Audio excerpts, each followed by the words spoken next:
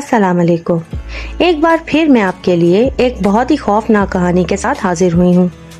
कहानी शुरू करने से पहले मेरी गुजारिश है कि अगर आपने मेरे चैनल स्टोरीज हब को सब्सक्राइब नहीं किया तो प्लीज कर दें और बेल आइकॉन को भी दबा दें ताकि आपको मेरी हर कहानी सबसे पहले मिल सके।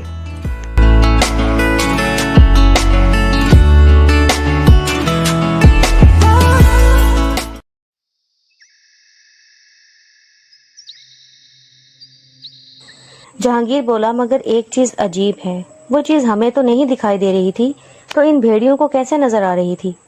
मैंने जवाब दिया कि यार, इन जानवरों में किसी भी किस्म की हवाई मखलूक को देखने की खासियत होती है, क्योंकि ये बेजबान जानवर इनका जिक्र किसी से कर नहीं सकते, तो इनको देखकर ऐसी हरकतें करते हैं कि दूसरों लोगों को पता लग जाए कि यहाँ कोई दूसरी मखलूक मौजूद है। जहांगीर बोला, हाँ यार, मगर आज तो अल्लाह ताला ने हमें बचा लिया, वरना आज हम यहाँ ना होते। मैंने कहा, अल्लाह के कलाम में बहुत ताकत होती है। जहांगीर ने कहा, मगर मैंने तो कुछ भी नहीं पढ़ा, मेरा तो दिमाग ही काम नहीं कर रहा था।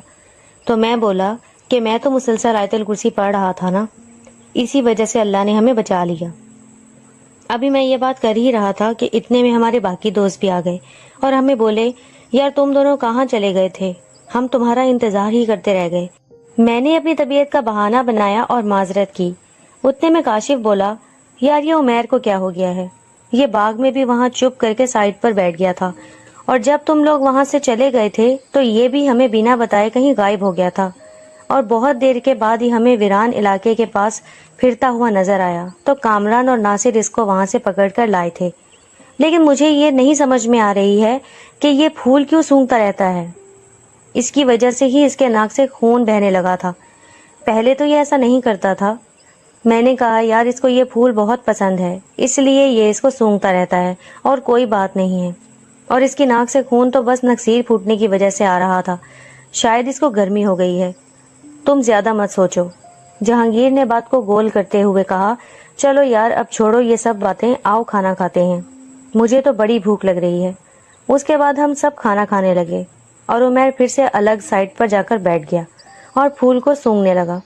मैं जल्दी से उठा और उसके हाथ से फूल छीन लिया, और इतने में चच्ची रोटियां लेकर आ गई और कहने लगी कि क्या हुआ उमैर, खाना क्यों नहीं खा रहे? मैं बोला कि कुछ नहीं चच्ची, बस थोड़ा नाराज है। चची ने उमैर के सर पर हाथ फेरते हुए कहा कि बेटा, आपस की नाराजगी तो ठीक है, पर कभी रिस्क से नाराज मत होना। चलो शाबाश, आओ अब खाना खा लो। उमैर ने उनकी किसी बात पर ध्यान नहीं दिया, तो मैंने उसको जोर से हिलाया और कहा, सुना नहीं चची ने क्या कहा? आओ खाना खाओ। उमैर ने शदीद गुस्से से मेरी तरफ देखते हुए कहा, पहले मेरा फूल दो। चची हैरत से उमैर की तरफ देखने लगी और बोली, बेटा कौन सा फूल और किसके पास है इसका फूल? मैंने शर्मिंदा होते हुए उमैर को फूल पकड़ा दिया। चची ने फूल को देखकर कहा, ये तो बहुत ही नायाब सा फूल लग रहा है, ये तुम्हें कहाँ मिला उमैर बेटे? उमैर ने गुस्से में बोला, ये मैं किसी को नहीं दूंगा। चची बोली, अच्छा अच्छा ठीक है, ये तुम्हारा ही है, अब तुम खाना खाओ। उमैर उठा और फूल को सूंघता हुआ बाहर चला गया। चची ने हैरत से उसकी तरफ देखा और जहांगीर से बोली, बेटा ये इसको क्या हुआ है? ये ऐसी अजीब सी हरकतें क्यों कर रहा है? इसको बुखार तो नहीं है कहीं? जहांगीर ने मसनूई सी हंसी चेहरे पर लाते हुए कहा, नहीं नहीं चची, बस ये कभी कभी ऐसा करता है, अभी ठीक हो जाएगा, आप फिक्र ना करें। मैंने भी जहांगीर की बात में हाँ मिलाते हुए कहा, हाँ जी चची, वो अभी ठीक हो जाएगा, मैं इसको लेकर आता हूँ। ये कहकर मैं उमैर को लेने बाहर गया तो मेरे रोंगटे खड़े हो गए। उमैर अपने दोनों हाथों में किसी मुर्गी को पकड़कर परों समेत खा रहा था। उसके मुंह पर मुर्गी के पर और बहुत सारा खून लगा हुआ था। मैंने जल्दी से भागकर उसके हाथ से वो आधी बची हुई मुर्गी लेकर हवेली के बाहर फेंक दी और उमैर को जल्दी से नलके के पास ले जाकर उसका मुंह धुलाया और फिर साथ वाले कमरे में ले गया और उसके कपड़े तब्दील करवाए। फिर उसको अपने साथ खाना खाने ले गया, मगर उमैर तो जैसे अपने होश में ही नहीं था। उसने दस्तरख्वान को अपने नाखूनों से फाड़ना शुरू कर दिया और घुराने लगा। चची ने जब उमैर की ये हालत देखी तो उठकर फौरन अपने कमरे में भाग गईं। उनकी डर से बुरी हालत हो गई थी। जहांगीर ने उमैर को कहा कि यार तुम ये क्या कर रहे हो?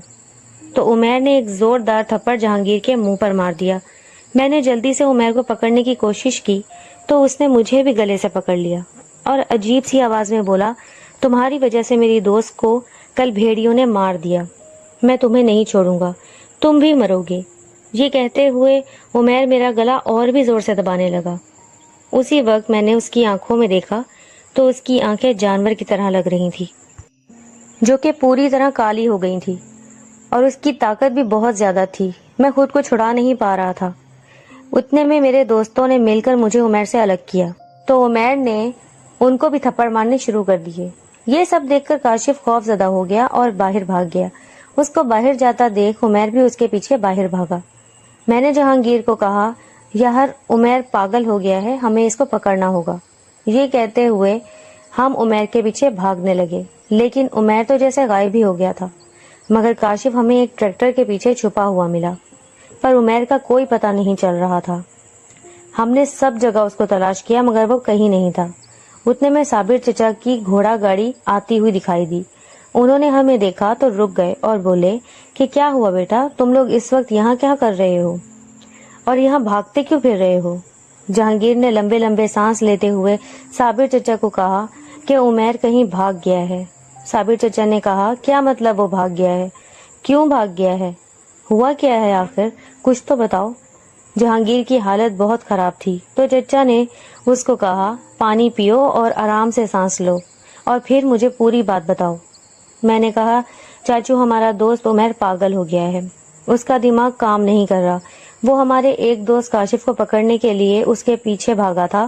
جب ہم باہر آئے تو کاشف تو ہمیں مل گیا مگر عمیر کہیں نظر نہیں آ رہا. چچا نے کہا, تم لوگ فکر مت کرو, میں ابھی اس کو ڈھونڈ کر لاتا ہوں.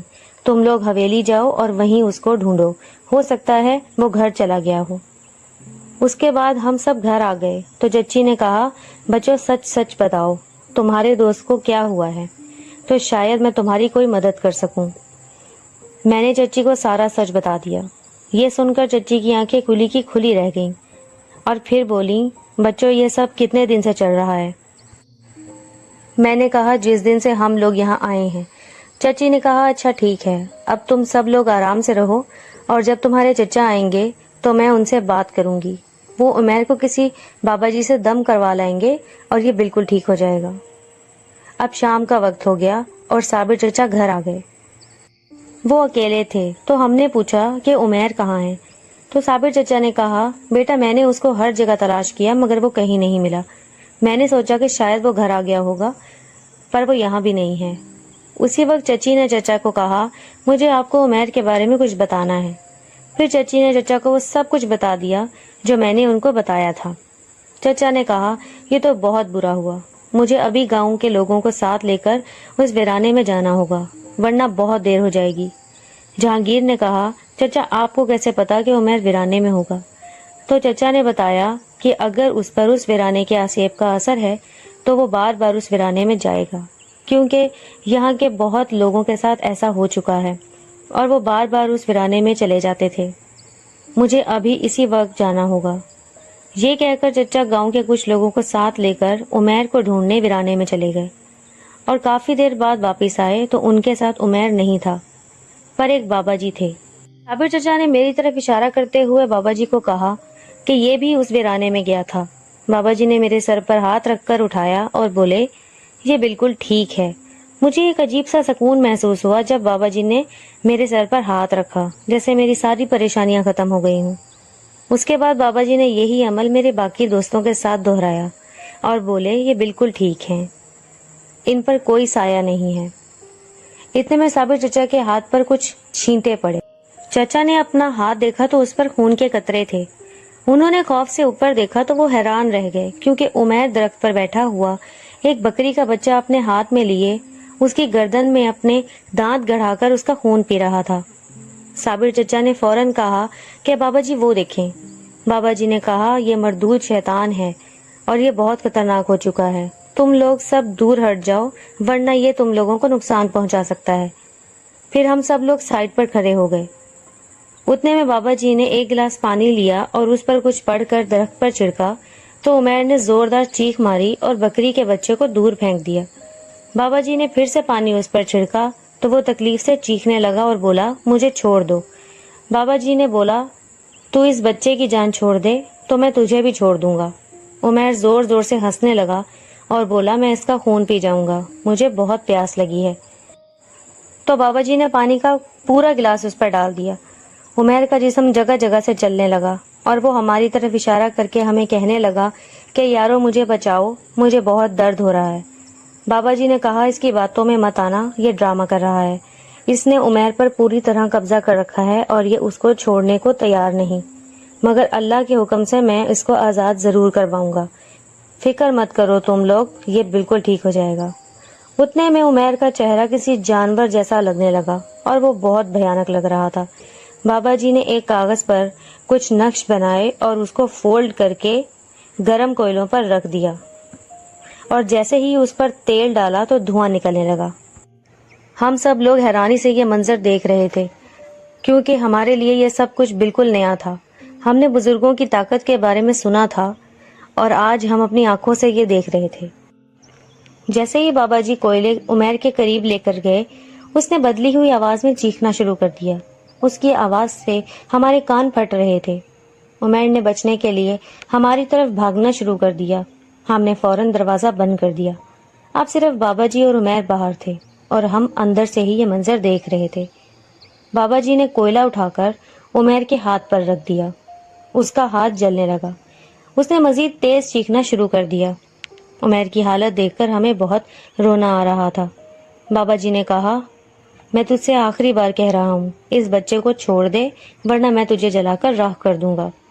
اب اس شیطان کی طاقت کم ہونے لگی تھی اور اس کو پتہ لگ چکا تھا کہ اس کے سامنے کوئی اللہ والا موجود ہے۔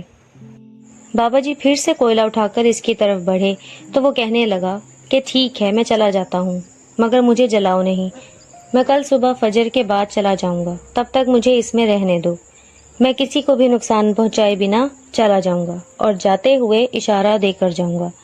اس کے بعد عمیر بے ہوش ہو گیا اور اس کے جسم کے زخم بھی ٹھیک ہونے لگے۔ بابا جی نے کہا اس کو اس کے بستر پر لٹا دو اور اس کو اس کی مرضی سے اٹھنے دینا۔ صابر چچا نے کہا بابا جی اگر آج آپ یہاں رک جاتے تو ہم سب کو حوصلہ ملتا، ورنہ ہم سب لوگ بہت ڈر گئے ہیں۔ بابا جی نے کہا فکر نہیں کرو، میں آج رات یہیں رکوں گا، میری چارپائی اس کے ساتھ لگا دو۔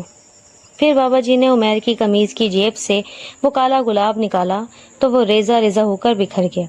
بابا جی بولے بچوں یاد رکھو کبھی بھی ایسے ویرانوں میں نہیں جاتے، اور اگر چلے بھی جاؤ تو کسی چیز میں دخل نہیں دیتے، اگر ہم ان کو تنگ کریں گے تو وہ بھی ہمیں تنگ کریں گے، اور کہا کہ اب عمیر بالکل محفوظ ہے۔ پھر بابا جی نے ایک تعویذ عمیر کے گلے میں ڈال دیا اور ہم سب لوگ اپنے اپنے بستر پر لیٹ گئے۔ ہم سب سونے کا ناٹک کرتے رہے، مگر سچ تو یہ ہے کہ کوئی بھی نہیں سو پا رہا تھا۔ جیسے ہی فجر کی اذان ہوئی سب اٹھ کر بیٹھ گئے اور وضو کر کے نماز ادا کی۔ کچھ دیر بعد ایک بڑے پرندے کی آواز آئی۔ ہم سب نے صحن میں آ کر دیکھا تو ایک بہت بڑا کالا پرندہ عمیر کی چارپائی کے سائڈ پر بیٹھا ہوا تھا اور وہ بابا جی کی طرف دیکھ رہا تھا۔ پھر کچھ دیر بعد وہ ہوا میں اڑ کر غائب ہو گیا۔ میں فوراً چھت پر گیا تو وہ پرندہ اسی ویرانے میں جا رہا تھا اور وہ پرچھائیاں اسے لے کر غائب ہو گئیں۔ جب میں نیچے آیا تو عمیر کو ہوش آ چکا تھا اور اس کو کچھ بھی یاد نہیں تھا۔ وہ بولا میں نے ایک بہت ہی عجیب سا خواب دیکھا ہے۔ ہم نے پوچھا کیا؟ تو وہ بولا کہ میں نے دیکھا ایک بہت ہی خوبصورت لڑکی اس ویرانے میں گئی اور بھیڑیوں نے اسے نوچ نوچ کر کھا لیا۔ اس لڑکی کا خون جہاں جہاں گرا وہاں کالے رنگ کے گلابوں کے بہت سارے پودے اگ گئے۔ پھر میں نے اس میں سے ایک پھول توڑ لیا اور جیسے ہی میں نے اسے سونگا تو ایک بابا جی نے آ کر مجھ سے وہ پھول چھین لیا اور میرے سر پر ہاتھ رکھ کر بولے کہ بیٹا یہ پھول زہریلا ہے، تمہیں نقصان پہنچائے گا، اور میری آنکھ کھل گئی۔ اور اٹھتے ہی مجھے یاد آیا کہ جب ہم لوگ اس ویرانے میں گئے تھے تو میں نے وہاں ایک کالا گلاب توڑا تھا، مگر مجھے یاد نہیں وہ کہاں گیا۔ تو ہم نے اس کو بتایا کہ وہ پھول تو کب کا سوکھ گیا، تو ہم نے اسے پھینک دیا اور سب نے عمیر کو گلے لگا لیا۔ عمیر نے کہا ارے آج سب کو مجھ پر اتنا پیار کیوں آ رہا ہے؟ اتنے میں صابر چچا اور چچی بابا جی کے ساتھ وہاں آئے تو عمیر بولا یہ تو وہی بابا جی ہیں جنہوں نے میرے سر پر ہاتھ رکھا تھا اور پھول چھینا تھا۔ بابا جی مسکرائے اور بولے یہ تو اچھی بات ہے۔ عمیر کو کچھ سمجھ نہیں آ رہی تھی۔ پھر ہم سب نے عمیر کو ستانا شروع کر دیا تاکہ وہ اس خواب کے بارے میں زیادہ نہ سوچے، اور چچی کو کہا کہ بہت بھوک لگ رہی ہے، تو عمیر بولا ہاں آج تو مجھے بھی بہت بھوک لگ رہی ہے، جیسے میں ہفتوں کا بھوکا ہوں۔ چچی بولی ہاں سب لوگ فریش ہو جاؤ، میں دیسی گھی کے پراٹھے بناتی ہوں۔ ہم سب فریش ہونے چلے گئے اور چاچو بابا جی کے ساتھ بیٹھ گئے اور بابا جی کو نذرانہ پیش کرنے لگے۔ بابا جی نے خوشی خوشی نذرانہ قبول کر لیا اور چچا کے سر پر ہاتھ رکھا اور بولے اب مجھے چلنا چاہیے۔ چچا بولے بابا جی آپ ہمارے ساتھ ناشتہ کریں، اس کے بعد میں خود آپ کو آستانے چھوڑ کر آؤں گا، آپ کی خدمت کر کے مجھے خوشی ہوگی۔ بابا جی نے کہا چلو ٹھیک ہے، جیسے تمہاری خوشی۔ پھر ہم سب ناشتہ کرنے لگے تو عمیر کی نظر اپنے گلے میں ڈلے تعویذ پر گئی۔ اس نے پوچھا یہ تعویذ میرے گلے میں کہاں سے آیا؟ تو چچی بولی تم پوچھ رہے تھے نا کہ یہ سب تمہیں گلے کیوں لگا رہے ہیں؟ تم اچانک سے بے ہوش ہو گئے تھے اور بہت تیز بخار تھا، بس تبھی بابا جی نے دم کر کے یہ تعویذ تمہارے گلے میں ڈالا اور دیکھو تمہاری طبیعت، تم بالکل ٹھیک ہو گئے۔ اس تعویذ کو ہمیشہ اپنے ساتھ رکھنا۔ عمیر بولا شکریہ بابا جی۔ بابا جی مسکرائے اور کہنے لگے کہ صابر اب مجھے آستانے چھوڑ دو۔ پھر چچا بابا جی کو لے کے گھر سے چلے گئے۔ عمیر بولا یار آج ہم سب ٹیوب ویل میں نہانے چلیں گے۔ میں نے کہا ہاں ضرور نہائیں گے۔ پھر چچی نے ہم سب سے کہا بچوں ایک بات یاد رکھو، بڑے اگر تم لوگوں کو کسی بات سے روکتے ہیں تو تمہاری بھلائی کے لیے، اسی لیے تم وہ کام کبھی مت کرنا۔ امید ہے کہ تم سب کو یہ بات اچھے سے سمجھ آ گئی ہوگی۔ عمیر بولا کون سی بات چچی؟ کیا ہم سے کوئی غلطی ہوئی ہے؟ چچی بولی نہیں، تم بہت پیارے بچے ہو، بس میری باتوں کو یاد رکھنا اور اب جاؤ گھوم کر آؤ اور خوب مزے کرنا، مگر وقت پر واپس آ جانا، آج میں بریانی بنا رہی ہوں۔ پھر ہم سب گھومنے چلے گئے اور کئی دن تک ایسے ہی گھومتے رہے اور بہت مزے کیے، مگر اس منحوس ویرانے کی طرف کبھی رخ نہیں کیا۔ ہمیں گاؤں میں اتنا مزہ آیا کہ ہمارا واپس آنے کو دل نہیں کر رہا تھا، مگر واپس تو آنا ہی تھا۔ بس پھر کچھ دن بعد ہم لاہور واپس آ گئے۔ تب ہم 15 سال کے تھے۔ مجھے اور جہانگیر کو وہ منظر کافی دنوں تک یاد رہا جب ہم اس ویرانے میں گئے تھے، کیونکہ ہم نے پہلی بار بھیڑیوں کو اتنے قریب سے دیکھا تھا، مگر ہمیں فخر ہے کہ ہم نے 3 بھیڑیوں کا اللہ کے حکم سے مقابلہ کیا۔ اب ہم 25 سال کے ہو گئے ہیں۔ عمیر سے آج بھی ہم نے اس کالے گلاب والے قصے کا ذکر نہیں کیا۔ ہم چچا چچی سے ملنے جہانگیر کے گاؤں بھی جاتے رہتے ہیں۔ وہ ویران علاقہ آج بھی وہاں موجود ہے، مگر ہماری وہاں جانے کی ہمت نہیں۔